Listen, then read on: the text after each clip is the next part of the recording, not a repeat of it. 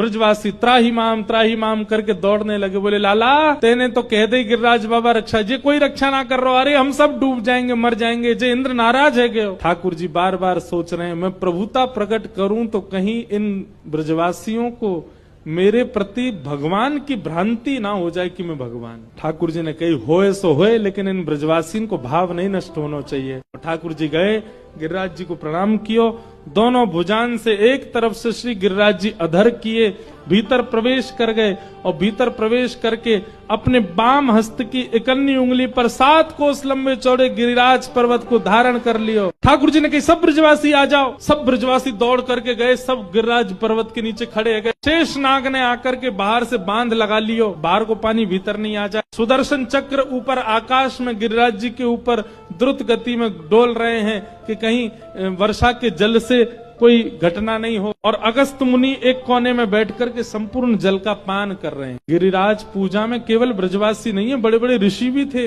अगस्त मुनि जैसे ऋषि। ब्रजवासी त्राही माम करके दौड़ने लगे। बोले लाला तेने तो कह दे गिरिराज बाबा रक्षा, जे कोई रक्षा ना कर रहा, अरे हम सब डूब जाएंगे मर जाएंगे, जे इंद्र नाराज है गए। ठाकुर जी बार बार सोच रहे हैं मैं प्रभुता प्रकट करूं तो कहीं इन ब्रजवासियों को मेरे प्रति भगवान की भ्रांति ना हो जाए कि मैं भगवान। ठाकुर जी ने कही होए सो होए, लेकिन इन ब्रजवासियों को भाव नहीं नष्ट होना चाहिए। ठाकुर जी गए, गिरिराज जी को प्रणाम कियो, दोनों भुजान से एक तरफ से श्री गिरिराज जी अधर किए, भीतर प्रवेश कर गए और भीतर प्रवेश करके अपने बाम हस्त की इकन्नी उंगली पर 7 कोस लंबे चौड़े गिरिराज पर्वत को धारण कर लियो। ठाकुर जी ने कही सब ब्रजवासी आ जाओ। सब ब्रजवासी दौड़ करके गए, सब गिरिराज पर्वत के नीचे खड़े हो गए। शेष नाग ने आकर के बाहर से बांध लगा लियो, बाहर को पानी भीतर नहीं आ जाए। सुदर्शन चक्र ऊपर आकाश में गिरिराज जी के ऊपर द्रुत गति में डोल रहे हैं कि कहीं वर्षा के जल से कोई घटना नहीं हो। और अगस्त मुनि एक कोने में बैठ करके संपूर्ण जल का पान कर रहे हैं। गिरिराज पूजा में केवल ब्रजवासी नहीं है, बड़े बड़े ऋषि भी थे,